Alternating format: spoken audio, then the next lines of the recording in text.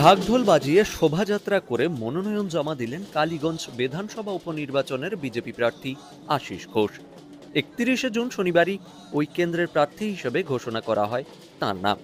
এরপর 2 জুন সোমবার দলীয় কর্মী সমর্থকদের সঙ্গে নিয়ে শোভাযাত্রা করে বিডিও অফিসে মনোনয়ন জমা দিলেন বিজেপি প্রার্থী আশিস ঘোষ।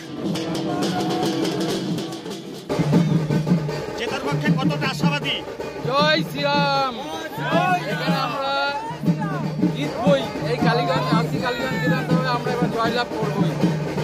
তাহলে কোন আশাতে দেখছেন? আমরা আমাদের সনাতনী ভোট, আমরা সমস্ত সনাতনী ভোট এখানে পাবো এবং এই কালীগঞ্জ বিধানসভায় আমরা জিতবই।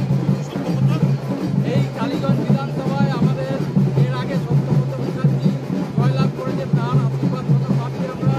এর জন্য আমরা এখানে যে কাজ করে গেছে সত্যব্রত মুখার্জি, সেই মানুষের মনে এখন গেঁথে আছে, যার জন্য এখানে আমরা জয়ের আশাবাদী। সমস্ত শ্রেণীর মানুষ আমাদের ভোট দেবে এবং এই কালীগঞ্জ বিধানসভা আমরা জয়লাভ করবো।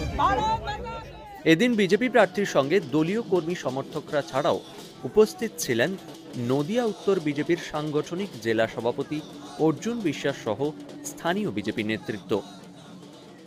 ডাউনলোড করুন এই সময় অ্যাপ iOS ও অ্যান্ড্রয়েডের জন্য।